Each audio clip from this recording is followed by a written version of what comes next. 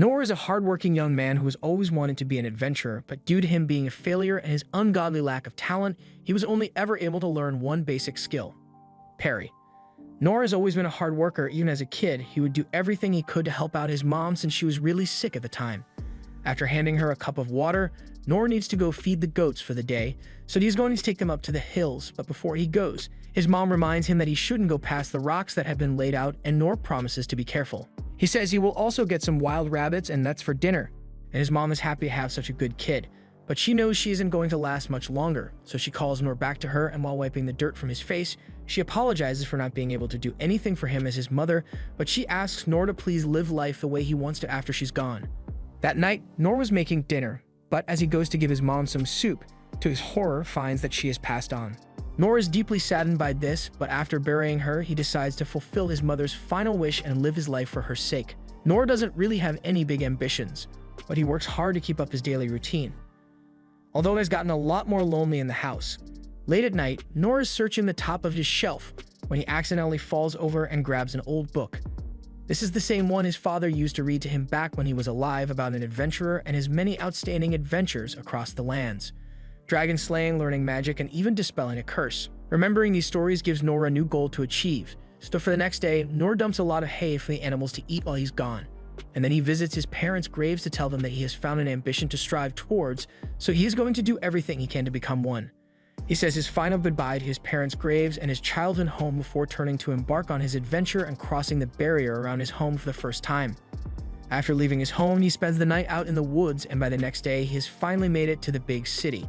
He walks up to the city gates to ask about the location of the Adventurers Guild, and the guards are nice enough to point him in the right direction. Noor walks through the gates and is amazed by the sight he sees before him. This is more people than he has ever seen in his entire life, and they are all living in the same place. While walking through the streets, Noor bumps into an adventurer, and his eyes instantly light up even more as he remembers why he came here to begin with. Noor eventually arrives at the Adventurers Guild, and he is ready to make his dream come true. But the only thing standing in his way is the buff receptionist, who tells him that he is too young to become an adventurer and should just head home before his parents get worried. However, seeing as both of Noor's parents are 6 feet under, becoming an adventurer is the only thing Noor can aspire to do. The receptionist now understands Noor's situation a bit better, so he goes up to him and says Noor can become an adventurer. Most new adventurers aren't as young as him, but if he really wants to do it, he's not going to stop him. However, the receptionist has one condition. Noor must first go to a training school so that he can acquire some useful skills. It doesn't matter if it's swordsmanship, magic, or archery. Noor just needs to learn a useful skill. Noor is happy that he is being given a chance, so he immediately heads over to the training school to begin learning. As he arrives at the gate, he decides that he will learn swordsmanship, since the story from his adventurer book said the adventurer used a sword to slay a dragon in a single swing. Noor begins his training arc, but as he is practicing, a random background character unlocks his hidden potential. Noor sees this and is just motivated to work even harder, but by the time a few months have passed, all the other background characters have unlocked their abilities, and Noor is the only one who can't get anything special to happen. Eventually, the instructor tells Noor that he should stop, but Noor pleads with him for a little more time to practice. However, the instructor tells him that no amount of time is going to get him a sword skill. It has been months of training, and while it's unfortunate, if Noor hasn't gotten a skill by now, then he will likely never get one, so he should stop wasting his time. The only thing he has managed to learn this entire time is how to parry attacks, so the instructor advised Noor to choose a different profession since his talent may lie elsewhere. Noor is disappointed that he can't become a swordsman, but he takes his instructor's advice and goes to a different training school to learn how to become a warrior. But after several months of grueling training, all Noor has been able to accomplish is achieving a slightly better physique than before. The instructor can't let him continue training any further in this profession, otherwise it could become dangerous to his health. Noor still doesn't give up yet and tries becoming a hunter instead, but even that doesn't work as he destroys all the bows he tries to handle. Noor keeps trying various different professions, but no matter what he tries, he is only ever able to learn the weakest skills and is ultimately faced with the reality that he has no talents whatsoever. He returns to the Adventurers Guild to tell the receptionist what happened and the fact that Noor spent 3 months at every training school in the city, yet didn't manage to learn a single profession sounds impossible to him. However, while he feels bad for Noor, he can't let Noor become an adventurer when he doesn't have the skills necessary to survive as one. Noor returns home, having failed to achieve what he set out to do, but even though he knows that he has no talent for adventuring, he is still determined to overcome that by training even harder than before. He carves a practice sword out of wood so that he can begin his new training routine, and while he didn't manage to learn anything professions, he did learn a sword skill at the beginning, so he's going to keep training that skill in hopes that he may eventually unlock a new skill. He vows to train every morning, afternoon, and night, but even after a full year of training, Nor still hasn't managed to acquire a new skill yet. However, he is now able to parry 10 attacks at a time, so he knows he is at least improving a little. 3 years later, Nor's training has improved his parry skill to the point where he can now parry over 100 swords at once, yet he still hasn't gotten any new skills. So he continues training day and night until his sword ends up shattering in his hands. After 10 more years of this training routine, Nor's parry skill has developed to the point that he is now capable of the Mikiri parry and can parry an entire forest with one arm. But even with his godly parry skills, he still hasn't been able to acquire any new skills. At this point, he realizes that no amount of training is going to unlock a new skill for him. So Nor decides to give it one last try and head to the Adventurers Guild to see if he meets their requirements now. But as he gets there and writes down his skills, aside from parry, everything else is pretty much useless. She asks him if these are really all the skills he has, and Nor answers yes. So the receptionist suggests that Nor take a look at the training program so he can get some more useful skills. But Nor tells her that he has already gone to every training school in the city, and he hasn't been able to gain any useful skills in spite of it. The receptionist apologizes, but there is nothing she can do to help him register since his skills don't meet the criteria for registration. Just then, the former receptionist, Turned, who's now the guild master, comes out of the back to see what's going on, and Nor immediately recognizes him. But the man takes a minute to remember who Nor is since grew so big. Once he finally remembers Nor, he sits down with Nor and asks how he has been. So Nor tells him everything he has done since he last met the man, which was literally nothing but training. However, through all that training, Nor was only really able to improve his parry skill a little. The guild master tells Nor that there are different ranks of adventurers, and to become an E-rank adventurer, Nor would need to have at least 2 useful skills. But since he doesn't meet that criterion, he can't become an E-rank adventurer. However, that doesn't mean there is no way for him to become an adventurer, as there is a rank below E-rank, which just requires you to have 2 functioning brain cells. Nor is excited to hear this, but the good master tells him that there are conditions for this rank, meaning he is forbidden from taking on any quests that involve killing monsters or leaving the city to gather items. That restricts him to quests that are basically miscellaneous tasks that no one else wants to do. No one has ever been dumb or desperate enough to agree to become F rank, but there's a first time for everything as Nor asks the guild master to sign him up for it. The guild master doesn't think it's a good idea, but Nor is so insistent that he caves and gives him an F rank license. Nor is really happy and immediately runs off to complete his first quest by using his physical enhancement to carry a ton of goods for delivery. He also uses the rest of his weak skills to help him in day-to-day quests, and he finds it to be very fulfilling. He has finally achieved his dream of becoming an adventurer and being of use to the people around him, even if it's just F rank. So while he still dreams of being something more than a glorified errand boy, he is happy with what he has. By the next day, we see Nor start the day off by single-handedly clearing out a gutter for an old lady, after which he begins his construction job by carrying a metric ton of cement on his shoulders and making it look like lightweight. So by the end of the day, the construction foreman thanks Nor for all his hard work since they are way ahead of their usual schedule because of him. However, while the foreman is talking, Nor notices something coming from the dungeon behind him, and as he listens closely, he hears a girl screaming for help, and he's not going to act like he didn't hear her. So he starts sprinting to offer his aid. As he enters the dungeon, he finds a girl and her party being attacked by a huge minotaur, but Nor mistakes it for a big cow. He's never seen a cow this big up close, so Nor is stunned as the minotaur begins closing in on the girl and her party. The knights all try their best to defend her, but it's too late to try to escape now. So one of the knights just pushes the princess out of the way, but that results in him getting chopped in half. Nor tries to check on the fallen knight, but with him missing half his body, there's no way he survived that hit. The minotaur continues slaughtering all the knights until the only one left alive is the girl, and she is currently unable to move, so if Nor doesn't do something soon, she will die as well. He picks up a sword and grabs a rock to throw at the minotaur.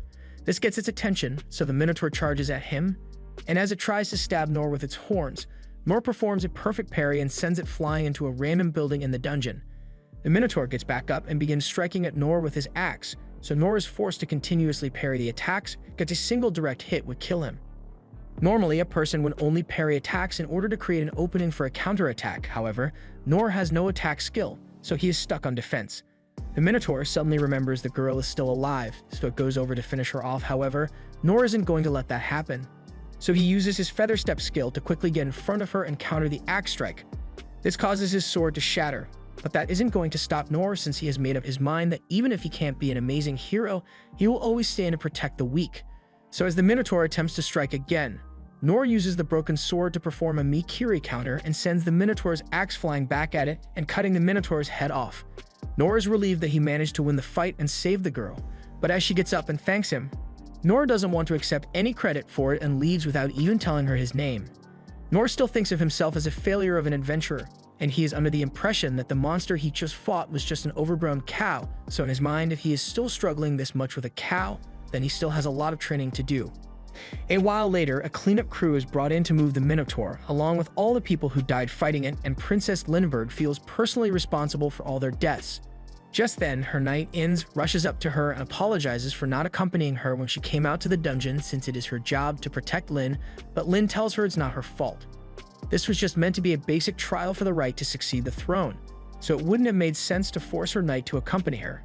Just then, another knight tells Lyn that they need to return to the castle soon since Lord Rain wants to have a word with her, and she already knows what this is going to be about. Back at the castle, Lord Rain has just finished speaking with Lyn to understand what happened to her, but none of it makes sense to him. The only way a Minotaur could have ended up in that area of the dungeon was if it was magically summoned by someone, and the knight agrees with that assumption. He believes that the cause of the incident has something to do with a merchant who was found dead at the scene with a ring, and upon inspection, it was discovered that the magic stone of the ring has an unusually high level of purity, and that's not something that can be sold on the market normally.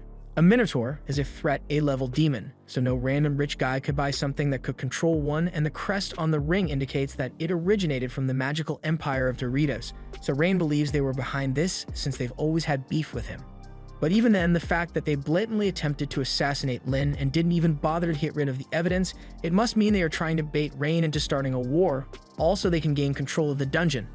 That aside, Rain also has to think about the guy who saved Lyn, since according to the reports, he was able to defeat the Minotaur in seconds with nothing but a broken sword, and on top of that, the castle spies tried to follow him as he was leaving, but he literally vanished before their eyes.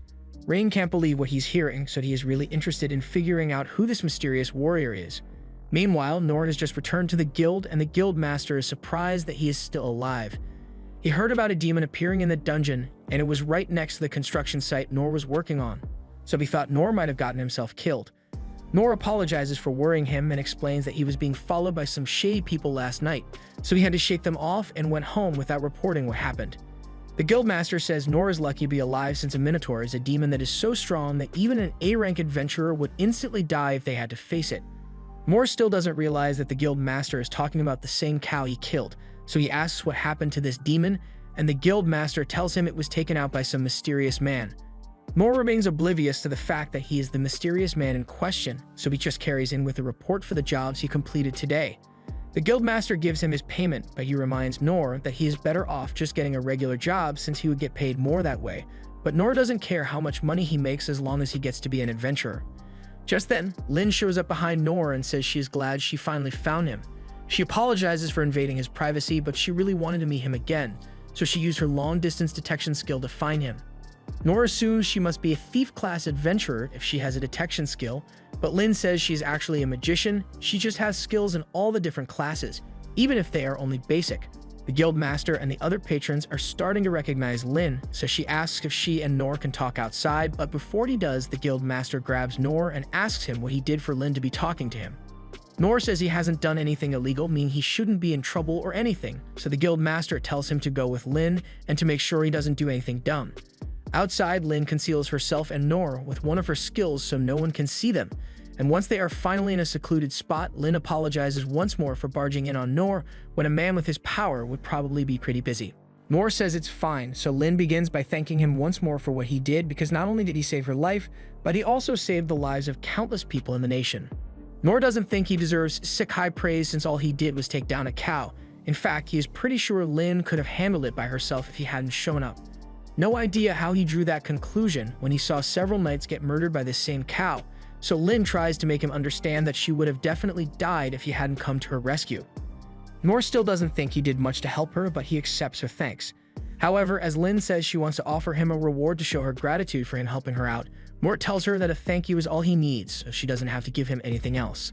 Lin insists on giving Nora a reward, and her father is also asked to meet Nora as well, but Nora seriously doesn't want a reward.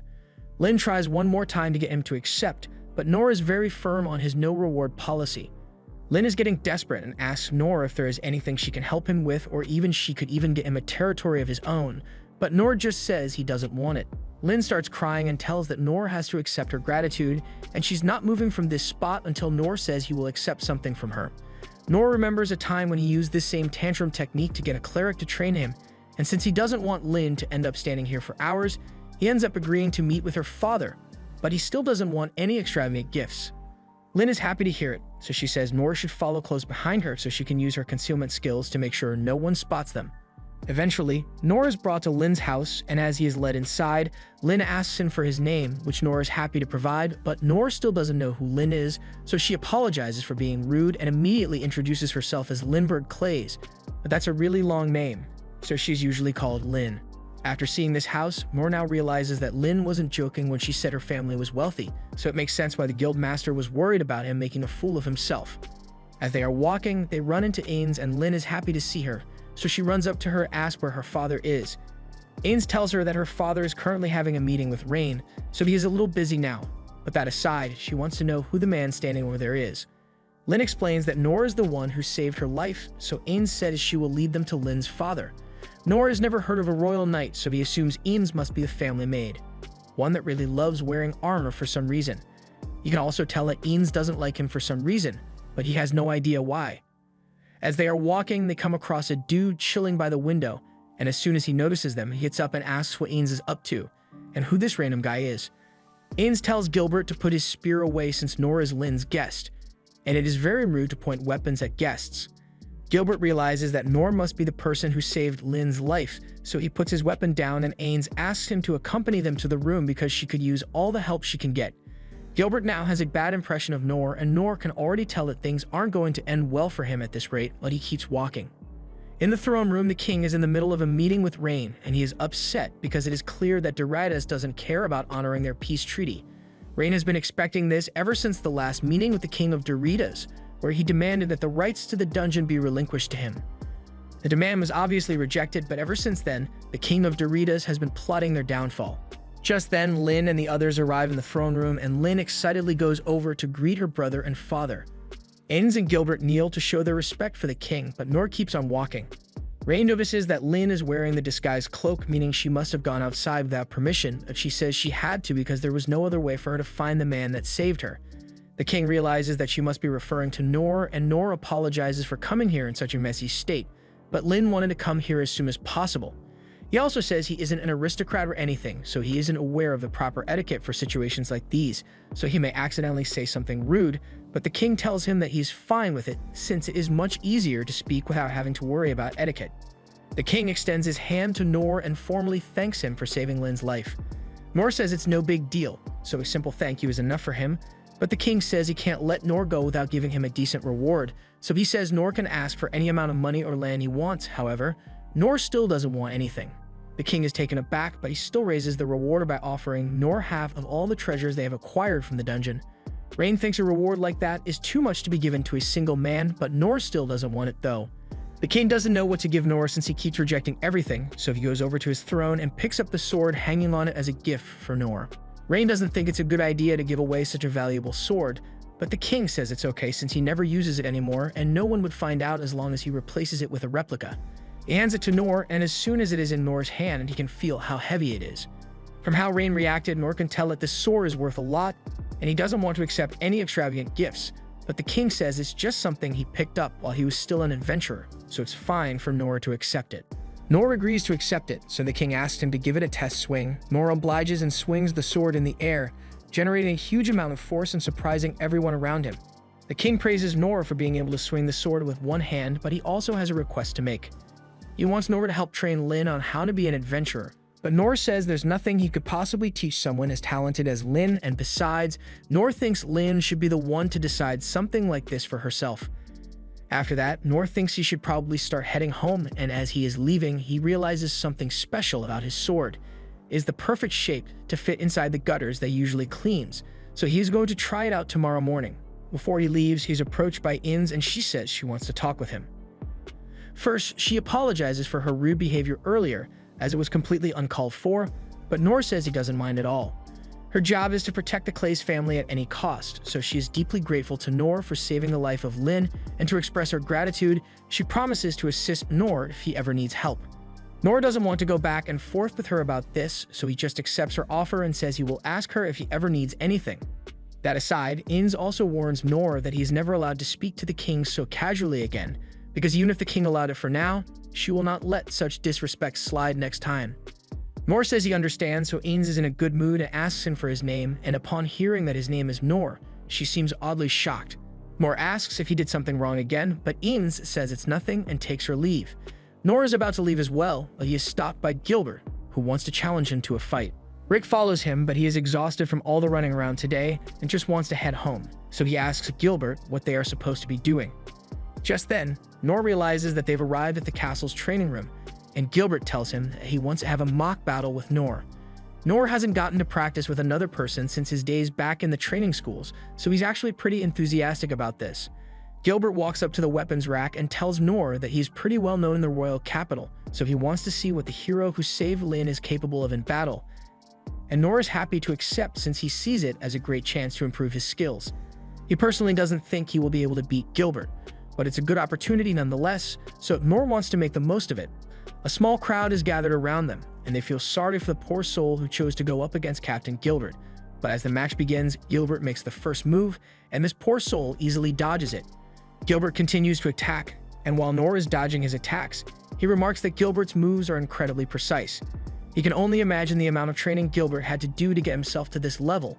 There's one thing he can't understand. If Gilbert is such a skilled adventurer, then why are his attacks so slow? Noor has never practiced with another person before, so he assumes that Gilbert must be moving slow intentionally since Noor is a novice adventurer. Noor calls for a timeout and tells Gilbert that he doesn't have to go easy on him that much. And while Gilbert was indeed holding back a little, he agrees to take things up a notch, so he charges at Noor with full force. His attacks are much faster now, but Noor still finds it odd that Gilbert is leaving himself wide open for a counterattack. Noor thinks there's no way Gilbert can possibly be this defenseless against him, so he assumes that Gilbert must be luring him in for a trap. Meanwhile, Gilbert doesn't understand why he can't land a single hit on Noor with his spear, so he tries using one of his signature moves on Noor, but while Noor is surprised, he simply jumps into the air to evade it, and when Gilbert tries to strike him mid-air, he just sucks underneath the attack. None of these attacks have made Noor so much as break a sweat, so he tells Gilbert that it's fine if he speeds up even more since he's been going way too slow. Gilbert's pride is wounded by that statement, and Noor is finally starting to realize that all this solo training might have actually made him strong, but all of a sudden, Gilbert uses his ultimate skill in an attempt to at least land one hit on Noor. But once the dust has settled, Noor has vanished and appears by Gilbert's side, and to Gilbert's surprise, Noor says he gives up. After that, Noor heads home for the day, and he's glad he made it out of there before things hit bad. But back at the training hall, Gilbert's subordinates are busy trying to come up with reasons why Gilbert is definitely still stronger than Noor, even though his ultimate move didn't work. But deep down, Gilbert knows that he lost in every way imaginable. He had had a talent for the spear ever since the first day he picked one up, so there was no one who could stand up to his power. The more he trained, the more powerful his techniques got, and the more strength he gained. But through it all, he felt nothing but boredom since he never found a worthy opponent for himself. He went around the kingdom in search of strong opponents, but after he has already defeated every warrior in this particular village, the village chief apologizes and says there was no one here to match his strength. The chief goes on to tell him that there are rumors going around about the relations between the kingdom and a foreign country collapsing, so they are calling for strong troops to prepare for the likelihood of war. So if Gilbert is lucky, he might end up meeting someone who can give him the challenge that he has been so desperately looking for. Well, Gilbert returned to the capital, and no single troop member was capable of standing up to him, and demon slaying was no longer a fun endeavor for him either, no matter how big the demon was. He was sick of being surrounded by weaklings. One day, while he was relaxing under a tree, his instructor walks up to him and asks why he looks so glum when he has just been crowned the Spear Sovereign. Even with a fancy title, Gilbert is still as bored as ever since he's surrounded by total weaklings. His instructor brings up that Inz is a strong person, and while Gilbert agrees that she is strong, it's more of a different kind of strength. So whenever they have mock battles, Gilbert always ends up being the definitive victor. He thinks things would be a lot more interesting if there were more competent people around like his instructor. And he knows his instructor must be bored as well, especially since he has to train a bunch of rookie adventurers who don't even measure up to the power in his pinky finger. The instructor admits that it is a bit boring, but he is tasked with defending the kingdom, and no matter how strong he is, he can't win an entire war by himself. Besides, he's sure that someday an adventurer will show up that surpasses him in strength. When Gilbert heard about a man who managed to defeat a minotaur by himself, he wanted to meet him personally, but Nor makes no sense at all. He showed no interest in the most lavish gifts the king had to offer, and he was so casual with the king that Gilbert had to respect him for it. While fighting Nor, Gilbert couldn't sense the power necessary to defeat a minotaur, but that doesn't change the fact that Nor was able to dodge all of his moves. Even when he busted out his supersonic spear strike, it still did nothing against Nor, while it would have been a guaranteed death sentence to any other person. On top of that, Nor forfeited the match out of nowhere. Gilbert assumes Nor did it out of courtesy since he didn't want to embarrass him in front of his subordinates. As Nor was leaving, Gilbert noticed a bunch of cracks in the floor, and he has no idea how they got here or what Nor did to cause them. But what he does know is that Nor was able to dodge his ultimate attack while he was at full power, so he has finally found truly worth opponent he has been searching for. As Nor walks home, he thinks about how foolish he was to think that he was strong. When Gilbert used his ultimate attack, even after Nor used his physical enhancement and feather step abilities, he was only able to barely evade the strike, and Gilbert must have been holding back just enough to prove a point since there's no way he would actually use a lethal move in a mock battle. He feels thankful to Gilbert for reminding him that he is still weak, so he is going to train even harder from now on. The next morning, Nor is busy with his usual gutter cleaning job, and he is using the legendary sword to do it. He is shocked at how well the sword works for this, since the gutters have never been so clean before, and thanks to the sword's durability, it hasn't gotten even slightly scratched after all Nor has done with it. However, once he's done with his gutter cleaning, he is left with nothing to do since his construction job got put on hold because of the incident in the dungeon. Since he is only allowed to accept F-rank jobs, if work in the royal capital ever dries up, there may be entire days that he will have nothing to do, and Nor doesn't want that to happen since his goal is to be useful to people. He considers starting a boat ride business and using the sword as an oar, but then he realizes that he would have to own a boat for that. He considers making pizzas, but then he would need an oven. He finally considers making a grill out of his sword, but that won't work either since he can only make a flame with his fingertips. Just then, Nor hears some rustling in the bushes, so he turns around and finds Lin standing there. She apologizes for showing up like this, but she couldn't find him at the guild, so she asked the guild master where Nor would be. Nor understands, but he didn't tell the guild master his exact location, so Lin must have used her tracking abilities to find him. Nor asks why Lin is here, so she gets straight to the point and tells Nor that she has a special request to ask of him. She wants Nor to accept her as his page, but Nor has never even heard of a page before, so Lin explains that it is an unpaid assistant who takes care of all of Nor's daily necessities in hopes of gaining some useful knowledge from him. She is fine with just being allowed to hang around Nor, and she promises that she won't cause him any trouble, but Nor still refuses. She asks if she has done something to offend Nor or if he thinks she is unreliable, but Nor tells her that's not the case. She tries to assure him that she can be of use since she has scored the highest marks in all 6 training schools, but her competence isn't the issue here. There's just nothing for Nor to teach her, and he doesn't need her to help him with his work either since he is perfectly capable of doing it on his own. Lin tries to offer Nor a huge salary if he agrees to be her instructor, but he still doesn't care about money, so Lin offers to let him use her to do whatever he wants, but Nor turns her down again. He really just doesn't have anything for Lin to do, but she remains insistent and wants to prove to him that she can be useful. So she takes out her wand and says she's going to demonstrate her competence. She casts an ice spell to fire several icicles at herself, but before she gets hit, she uses a fire spell to destroy them. She tells Nor that this is the highest level of magic she can use, and in addition to that, she has also learned the secret skill of the thief class called Mistblade. She learned it directly from the Sovereign of Shadows, and it's strong enough to easily cut down a tree with one swing. Next up, she wants to show Nor her sword skill, so she sends a divine slash straight towards Nor, but he effortlessly evades. The damage that is done to the tree is proof of how powerful the move is, and it's even got bonus damage when used against undead monsters. She's about to show him more of her skills, but Nor tells her that he has seen enough. Lin thinks this means he is willing to accept her as his page, but Nor still denies her request. Nor realizes Lin must think he is someone who is worth studying under, but after seeing everything she is capable of doing, Nor honestly feels inferior compared to her. He tries telling her once more that there's nothing he can teach her, but Lin takes that to mean that Nor thinks she is too weak to become his student. She asserts that her power has been acknowledged by all the 6 sovereigns, and she is sure she can be useful to Nor in some way if he lets her join him. Nora's point still isn't getting through, so he tells Lin that she possesses many amazing skills, but this is the current limit of Nora's skills. Lin is left speechless and leaves Nora alone for today, but as she's walking home, she recounts the story of a boy with no talent who went through all 6 training schools. People often thought this was nothing more than a made-up legend since most adults would crumble under the pressure of the rigorous training program at one school, let alone complete the courses at all 6. And Lin had thought it was a fake story as well, but she actually got to meet this person. Back when she was studying magic, Oken showed her something interesting about the basic spell Tiny Flame. While the flame created is usually as small as a point, with enough practice, one can make the flame slightly bigger. It had no practical use to him, but he had been alive for 200 years at this point, so practicing the tiny flame became a hobby for him. Since she saw that, Lin has made several attempts to make her tiny flame slightly larger, but no matter what she does, it doesn't grow at all. It's something that requires tireless devotion over a long period of time, which is precisely why she was so shocked when Nora was able to create a massive tiny flame many times bigger than what Oken could have ever done, and Oken is the greatest wizard in the world. For Nora's skills to be at such a level means he far outclasses anything Lin could pull off, and it was all done through his own effort. However, all the spells Lin demonstrated were just things she had memorized. Nora had the power to defeat a Minotaur, yet he still lives a regular life without bragging or showboating, so Lin believes Nora is not only strong in body but also in mind. In the near future, she will be in a position to lead this kingdom alongside her brother and father, and the rule of the Clays family is that those with royal blood must be strong, so she wants to learn how to attain strength like Nora's. So if Nora doesn't want to be her instructor, then she's just going to have to stalk him as much necessary until he agrees to train her.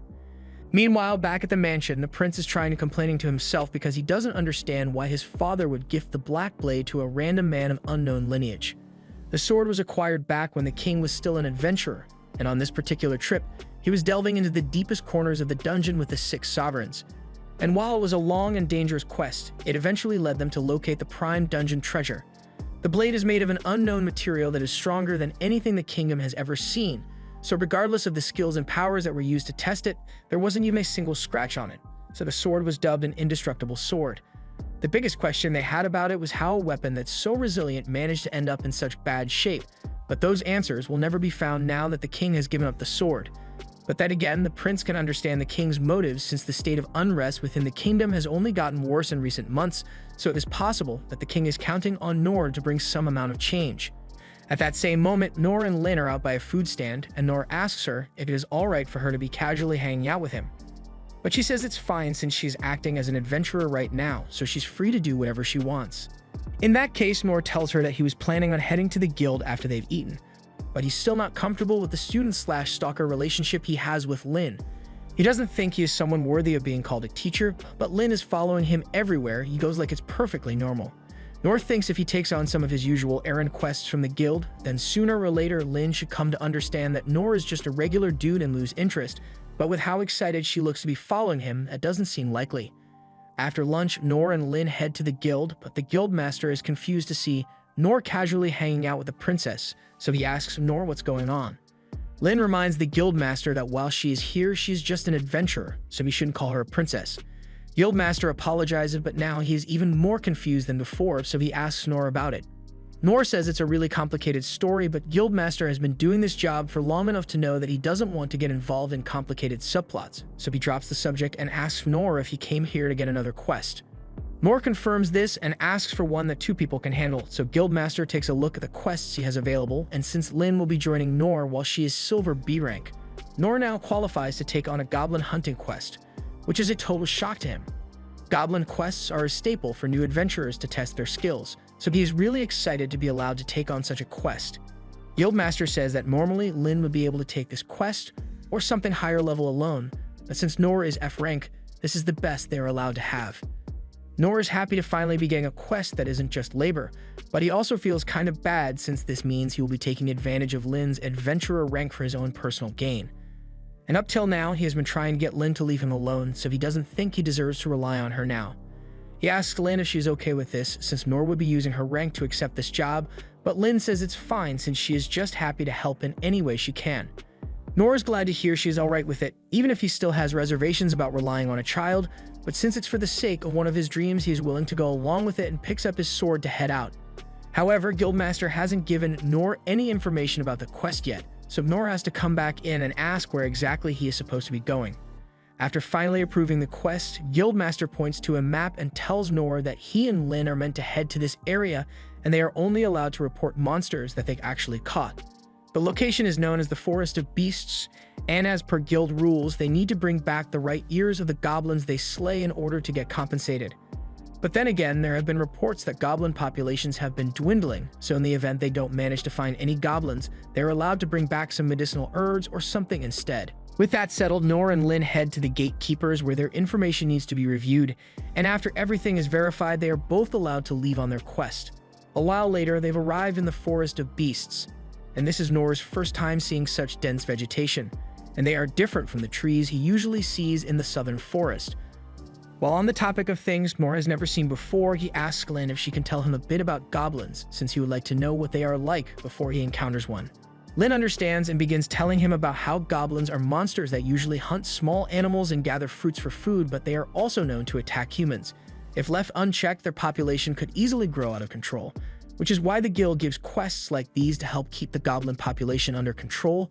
But goblins are also a valuable part of the forest's ecosystem, so it is best not to hunt them to extinction. Nor is grateful for the information, and he is also impressed with how much knowledge Lyn has about adventuring, but this just means there really isn't anything for him to teach her. As they head deeper into the forest, Lyn uses her search ability to scan for any nearby goblins, but she doesn't find anything nearby. Under normal circumstances, they should have already encountered at least one goblin, but it seems like the rumors about dwindling goblin numbers are true after all. While she didn't find any goblins, Lyn's scan did manage to pick up on a monster-like creature, but it's a bit far away. Since they don't have any other monsters to hunt, Nor agrees to go searching for this unknown monster. They start heading even deeper into the forest, and the further they go, the denser the trees get, giving the area an ominous vibe. This is the kind of location a goblin would love to hang around, but as they are walking, Lyn notices something strange as the presence of the monster they were tracking just disappears all of a sudden. They arrive at the location Lyn had previously sensed the monster, but as far as they can tell, there's nothing here. However, Nor notices a pair of dangling legs floating in the air, so Lyn casts an uncover spell, and it reveals a massive goblin in the middle of the woods. Nor asks what that thing is, and Lyn answers that she thinks it's a goblin, but she probably should have clarified that regular goblins don't have 10-pack abs, since now, Nor thinks all goblins are meant to be this big.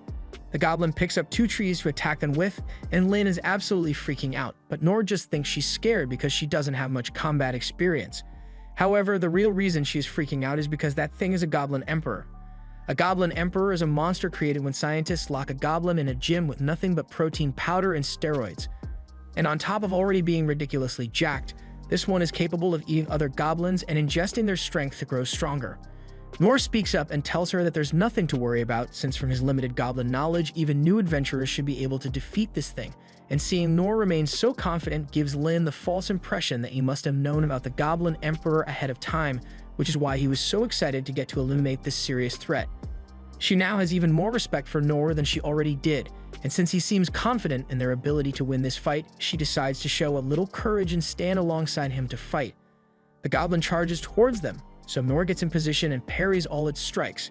The goblin realizes that Nor is too skilled, so it attempts to sweep Nor into a corner to gain the advantage. However, Nor knows what it is trying to do, so he overpowers the goblin, and while it is stun-locked, he instructs Lyn to attack. She fires a wind spell, followed by an icicle barrage, but even with that, the goblin is moving too quickly for her to get a clean shot off on it. Once the goblin stops running, it chucks a huge tree Lyn, but before she gets hit, Nor runs in front of her and blocks the attack. The goblin continues tossing trees at Nor, and eventually it comes up with the idea to overwhelm him by tossing several trees at him from above, and one from the front, so now Nor can't block all of them at once. Luckily, before Nor gets hit, Lyn uses a wind blast spell and blows the trees away while dealing damage to the goblin. Nor thanks her for the help, but as Lyn looks back at the goblin, she is shocked to find that it is healing at an abnormally quick rate. The monostome on its head is probably allowing it to replenish its strength, so at this rate they are definitely going to run out of stamina before they can defeat it. Just then, Nor comes up with an idea to defeat the goblin, so he asks Lyn to fire a wind blast straight at his back. Lyn thinks that's a crazy idea since one of her wind blasts is strong enough to demolish castle walls, so a direct hit is guaranteed to seriously injure Nor. Yet, Nor still wants to go through with the plan, and besides, he will have his sword at his back, so he won't be taking the hit directly. The only chance they have at winning is to be faster than the goblin, and this is the only plan they've got, so Lin agrees to help. As the goblin is preparing to attack once more, Lin fires a wind blast at Nor and sends him flying forward at incredible speeds. He blacks out for a second, but after regaining consciousness, he uses his physical enhancement to stabilize himself, feather step to evade the monster's tree tosses, and low heel to relieve the stress on his body. This allows him to get close enough to the goblin and strike it cleanly in the forehead, dislodging the Mana Stone. With the Mana Stone removed, it will now be a lot easier to kill the goblin, so Nor asks Lin to finish it off, but since it's in a lot of pain already, he asks her not to make it suffer. Lin agrees, but she then proceeds to burn the goblin to death, and I don't think that counts as a suffering-free death. Thankfully, they are done with their quest for today, but Nor says he's going to refrain from going on any more goblin-slaying quests, since he clearly isn't strong enough to handle mere goblins as he is now. Later that evening, the prince has received news of the Goblin Emperor that Nor and Lin defeated, and he is almost certain that the Magic Empire is behind this somehow. But something that really concerns him is the purity of the Mana Stone that was implanted in the goblin's head. Something like this could only have come from the holy theocracy of Mithra, so they now have to worry about them as well.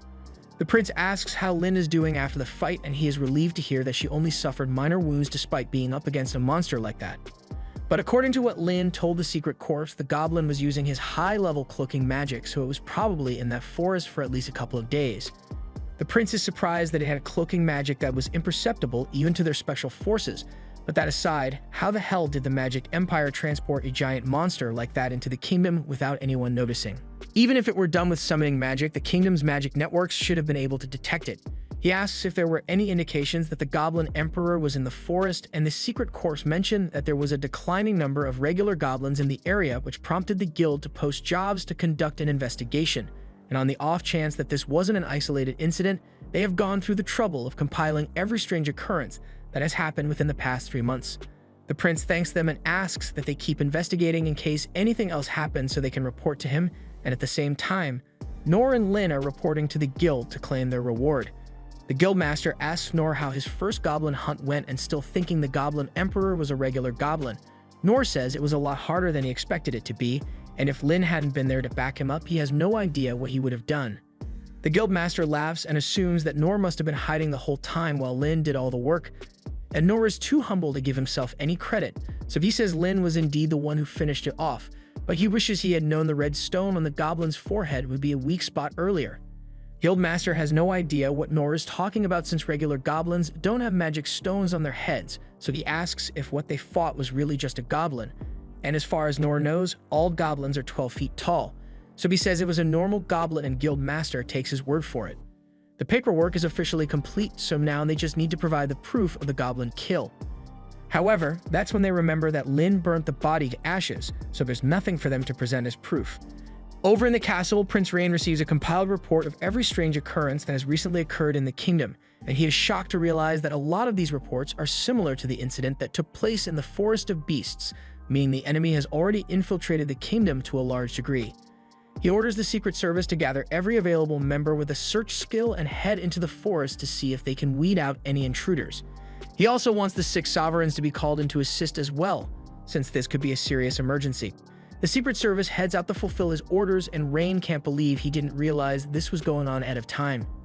He has no idea what the Magical Empire might be planning, but he is disgusted that they are willing to put the lives of all the innocent citizens here at risk just because they want the rights to the dungeon. Back to Nor and Lin, they are currently having a bite to eat, and thankfully the guild master was kind enough to give Nor the reward anyway, even though there was no proof. He knows Nor and Lin wouldn't lie about it, and a single goblin isn't worth much anyway, so he saw no harm in it. Nor is glad to have successfully completed his first hunt with Lin, but he's starting to wonder how long she intends to stick around now. It's already evening, so the king must have started getting worried by now. Right on cue, Lin turns to Nor and says she thinks it's around time she heads home for the day, but she'll be back tomorrow to hang around again. Just before she leaves, Rain shows up, but he's not here for Lin. He actually came looking for Nor since he has a request to ask of him. He apologizes for springing this on him so suddenly, but he wants Nor to head to a city in the mountain district tomorrow morning with Lin. He says he will provide a carriage as well as an escort for the trip, and of course, Nor will be well compensated for the trouble. Nor seems to be okay with it, so he agrees to accept Rain's request even though he wasn't given much detail on the mission. But the reason Nor accepted in the first place has nothing to do with the mission, He has just never gotten to ride in a carriage before, so he wanted to see what it's like. As the carriage crosses the landscape, Noor is amazed by all the beautiful scenery since the only places he has ever seen are his home in the capital. However, Lin doesn't seem to be enjoying the ride as much as he is. He asks her if she doesn't like the scenery, but Lin agrees that it's rather beautiful. She just feels bad that Noor was burdened with a request from her brother. Noor tells her she doesn't need to worry about it since he's getting paid well for this, and he still owes her a favor for helping him on the goblin hunt anyway. Before they left, Rain explained the route their carriage would take, saying they would first head towards the mountain district of Tauros, and once there, they would wait a little before proceeding. If nothing strange happens while they are there, then they'll move on and cross the mountain and head to the holy theocracy of Mithra.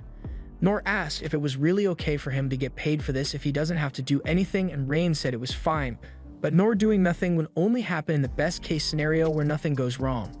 Lin really hopes everything turns out okay, but even if things do go awry, Ains is here as backup.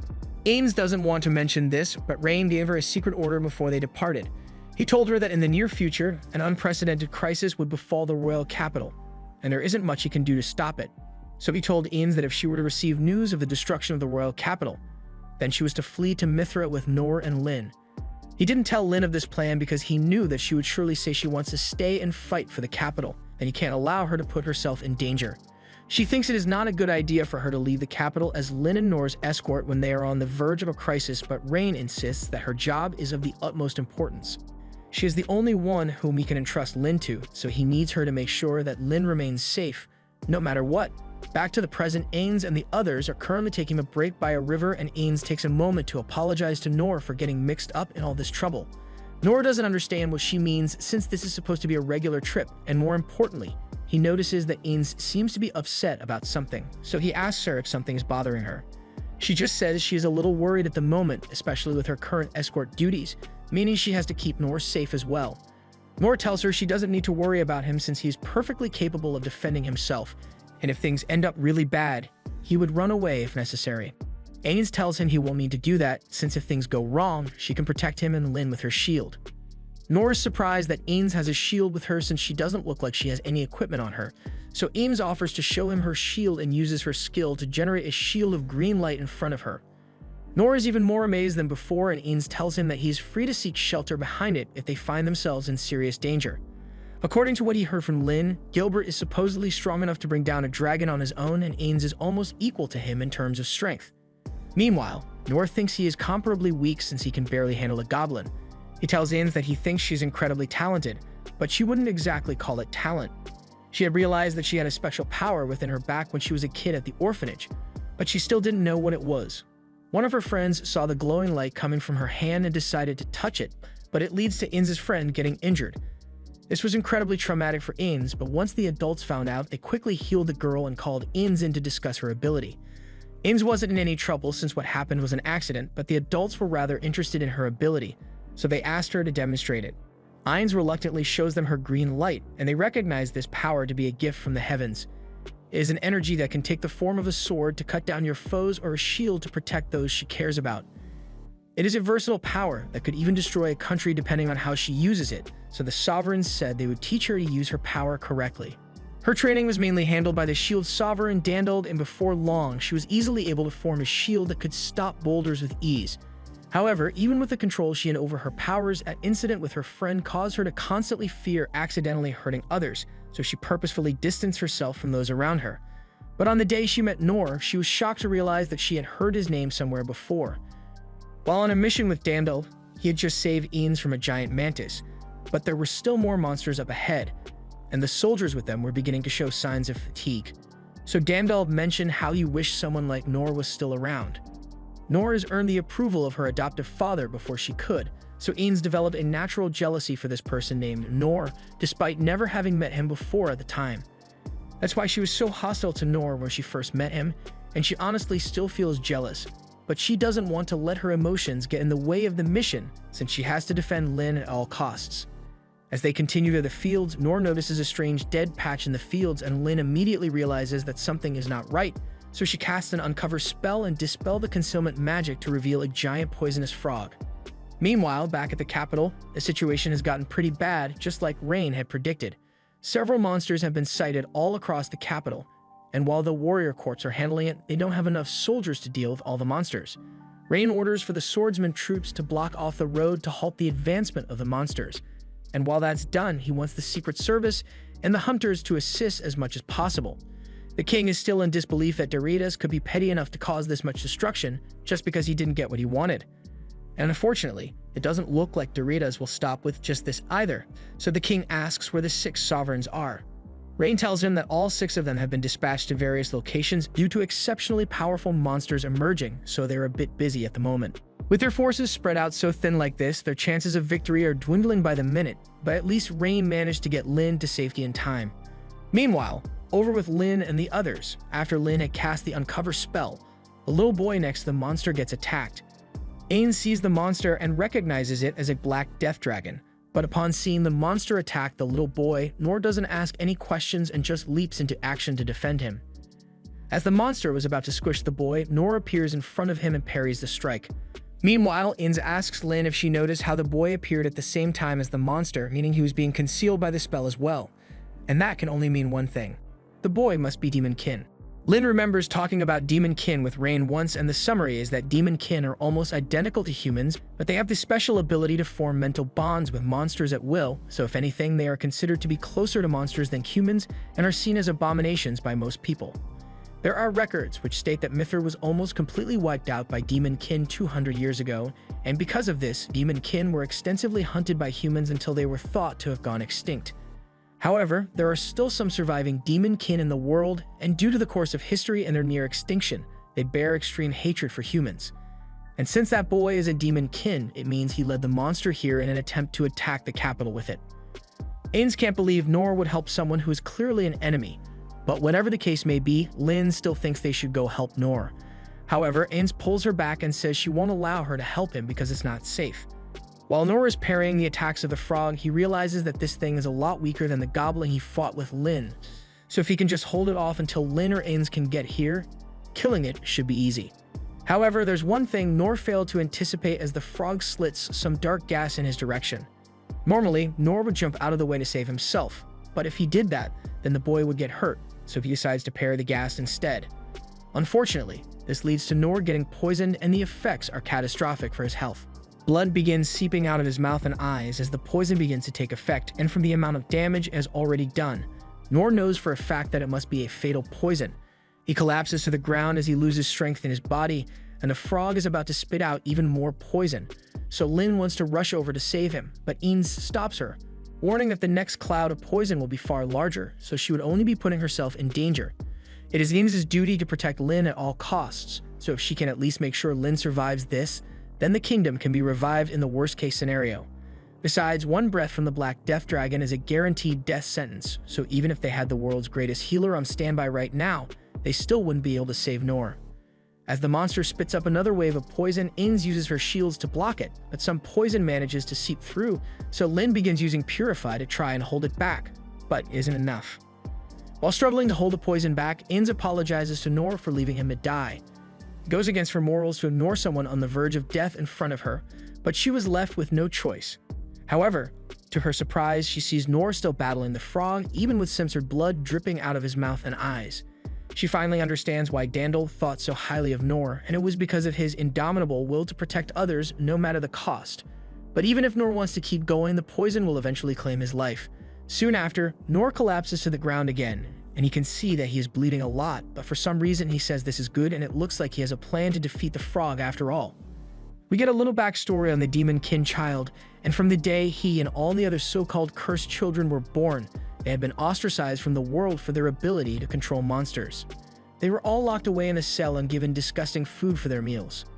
The monster control ability has always been around, and it used to be one that was just used to control livestock, but at some point, someone decided to start controlling monsters and use them to fight in a war, so the power has been hated ever since then.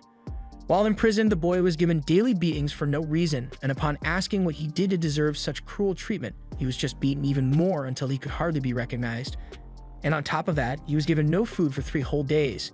After that, he learned to not talk back anymore if he wanted to minimize the pain he would suffer. He was later put on display for the town's people to insult and attack as they pleased. This was the way demon-kin were normally treated, but for the boy it was much worse because he had the ability to read minds, so he could hear all their cruel thoughts at the same time. Once people figured out that he could read minds, they began to hate him in particular, and would be even more violent towards him than usual. But even through all that suffering, the thought of revenge never once crossed his mind. He hated his situation, but he still didn't like the idea of hurting other people. However, one day his captor instructed him to take control of 2 monsters and use them to attack a neighboring kingdom. He tried to persuade the boy to do it by offering him to reduce his daily beatings to bi-weekly beatings, and he would even throw in some slightly less moldy bread too. But if the boy refused, then he would be treated much worse than he already is. The boy tried to read the mind of his captor to figure out what his plan was, but the man was wearing a magic device that prevented mind reading, so the boy was forced to take his word for it and agree to the deal out of fear for his life and the others like him. That's why he was determined to use the monster to kill the people of the kingdom, but along the way the barrier around him was shattered and he lost focus for a second, so the monster managed to escape his control. And as he tries to regain control, the frog knocks him back and he realizes he has messed up. Because of his failure, the other demon-kin are probably going to suffer a lot more than they did before, but while he feels bad for them, he's at least happy that he gets to die without being forced to kill anyone since he never wanted to cause other people pain. He just hopes that if he gets reborn, he won't be treated so badly in his next life. Maybe he could even have a kind family and eat good food, so he closes his eyes and gets ready to embrace death. However, before he could be killed, Norn had stepped in to defend him. The boy couldn't understand why someone from the kingdom would risk their life to save him, and as the frog fired its poison, both Nor and the boy were hit with a heavy dose. However, while Nor had the option of using his basic healing magic on himself to negate the poison, he chose to use it to save the boy instead while he kept fighting. Before long, Nor ended up collapsing due to all the poison in his system, but he is still confident that he can get through this. Nor's confidence comes from a time in his childhood after his mother had died and he had returned to his home. He went out into the forest one day to gather some ingredients for dinner that night, and after spending all day in the forest, he had gathered quite a collection of herbs. He wasn't sure what all the herbs were exactly, but what's the worst that could happen if he just chucks it all into his soup for dinner? This is the worst that could happen. Nor is currently bleeding out on the floor because the soup turned out to be highly poisonous, and with no one around to help him, he was bound to die if he didn't do something to save himself quickly. So he used his low heal ability to try to recover a little. Thankfully, the low heal allowed him to survive till morning, and once he is finally able to stand again, he heads outside to wash his face, and then heads to the library to figure out what he just ate. He realizes that the red herb he brought is called Dragon Ruin, and his mom had even once specifically warned him never to eat it, so he can't believe he made such a stupid mistake. But being poisoned isn't going to be enough to get him to stop working. Nor struggles with all his might to make it outside so he could keep up with his daily training, but the poison had greatly weakened him, so he ends up falling to the ground in pain. He uses low heal once more to try making himself feel better, and to his surprise, he wakes up a hole later after blacking out, and he is feeling a lot better than before. His stomach doesn't hurt anymore, which is a good thing, but he can also now tell that he is incredibly hungry, so he heads back into the forest to find something to eat. As he does this, he is very careful not to pick another Dragon Ruin plant, and while he's definitely not going to make the same mistake again, as he is inspecting the plant, he gets bitten in the ass by a poison spike snake. He manages to punch it to death, but the snake is known to be extremely venomous, so Nor soon collapses to the ground because of it. However, while any ordinary person would have already been dead by now, Nor wakes up a couple hours later and he seems to be perfectly fine once again. He can hardly believe that he survived that, and since he already killed the snake, he decides to take it home and try eating it. He figured that if he was able to survive the snake's bite, then he can't possibly face any negative side effects from getting bitten. And this time he's right, since the poison doesn't have much of an effect on him, and it actually turns out to be quite delicious. The following day, Nor heads out to test his hypothesis, so he finds another poison spike and forces it to bite him so that he can see what happens. And just like he had thought, the venom seems to be spreading through his body a lot slower than it did yesterday, so he believed he had acquired some kind of poison resistance. He was excited since he believed this may be the key to unlocking some kind of new skill, so Nor began intentionally seeking out poisonous things to eat in hopes of gaining a new skill. He would end up collapsing from a poison overdose on occasion, but he would always get back up and keep eating, no matter how much blood he lost in the process. He never did gain any poison-related skills, but through his poisonous meal intake, he ended up really liking the taste of poisonous things. Which is why right now, even though he is being threatened by the monster, he can only think about how good the frog is going to taste after he kills it. The frog tries to squish him, but Nor backflips out of the way in time and gets back on his feet. At first, since the frog's poison is pretty strong, it took a while for Noor's body to naturally counteract it, which is why he collapsed for a second there. But by now, he has had enough time to become totally immune to the frog's poison attacks, so he begins fighting again. As he parries the frog's strikes, Noor ends up destroying all of its claws, and as it tries jumping at him, he parries its face and shatters all its teeth as well. The frog has now realized that it won't be able to handle Noor normally, so it starts charging up a huge poison blast, and Noor assumes this must be the frog's desperate attempt at survival. However, to Noor, it's nothing but a free meal, so before it can release the poison, Noor uses his sword to slam its mouth shut, causing all the poison to build up inside its body and make the frog explode. Noor is glad he managed to defeat it, but he can't help but wonder how such a poisonous frog got all the way out into this field in the first place. But it works out for him since the more poison something has, the more tasty it is for Noor. Just then, he remembers that there's a kid behind him, so he turns around to ask the boy if he is alright. The boy answers that he is fine, but he looks pretty sickly to Noor, so if he wants to have Lin properly heal him once they are done here. He asks the boy what he's doing out here, and the boy doesn't want to lie, so he tells Noor that he's the one who brought the frog here, and he did it because he promised that he would get the frog into the city. The gears start turning in Noor's head as he tries to think of an explanation for what the boy just said, and since he is such a fan of poisonous food, he only thinks of the black death dragon as livestock to be eaten, leading him to the conclusion that the boy must be a frog farmer. He also decides that the boy must have been hiding himself in a barrier because he didn't want to get robbed of his deliciously poisonous frog meat. So now, Noor believes he ruined the boy's meat delivery, and he begins apologizing profusely for it. He offers to pay the boy back for the frog meat even if it takes him a couple years, but the boy tells Noor that there's no need for that since it doesn't matter to him. Noor accepts this, but he is still curious as to how a young boy like him managed to get that frog this far in the first place. The boy hesitantly answers that he has the ability to control monsters, so that's what he used to bring the monster here. Noor thinks the boy must have some kind of amazing skill to be able to do that, but the boy clarifies that it's not a skill, rather it's an ability he was born with. The boy also tells Noor that he is a demon kin, but while he was expecting Noor to become hostile towards him, Noor just begins pondering all the things he would do if he had those kinds of powers. For one, he would be able to have animals help him in the fields, he would be able to send messages with birds, and he would never need to worry about getting attacked by a monster at night again. So he kind of wishes he had that ability as well. The boy asks Noor if he really isn't scared of him and his ability, but Noor doesn't see a reason why he should be scared since the boy has an ability that is super useful. The boy is shocked to learn that Noor thinks his ability is useful, so he breaks down in tears because he never believed his life could have such meaning to it. Noor sees a lot of himself in the boy, but he doesn't understand why he has so little self-worth when he has such a great skill. He assumes there must be some extenuating circumstances involved, but he knows the boy will be able to become a great person someday, so he assures the kid that he has a bright future ahead of him. Just then, the others come running over to check on Noor, and Lin wants to begin healing him immediately. But Noor says he is perfectly fine, so she doesn't need to worry. Lin can't believe Noor is actually alright after taking the hit from the Black Death Dragon since the dragon's breath isn't just poisonous, it is an extreme concentration of miasma that would corrupt even the soil, so how on earth could Noor have withstood it? There's only one explanation she can think of, so she recalls how the Saint Sovereign once showed her a technique known as Sacred Spirit. It is one that is achieved by honing the body and mind, and once perfected, it can be used to negate all forms of corruption and purify everything the user touches. It took Saint Sane 40 years to acquire, yet Noor achieved it in less than half the time, and he doesn't even realize it. Noor then asks Lin if she could heal his new friend here, but the boy says he doesn't need any healing either since he is perfectly unharmed. After getting one look at him, Lin can immediately tell that the boy is demon kin, but Noor doesn't see why that should be a problem, so he was hoping they would allow the boy to join them in the carriage so they can give him a ride. From what Lin knows, demon kin are a terrifying race that most countries would recommend killing on sight, so she asks Noor if he is really okay with bringing the boy with them, even after he brought a monster and caused a disaster like this. Noor admits that it's unfortunate that the field got destroyed, but feels like he should help the kid out since he killed the poisoned frog he worked so hard to bring here.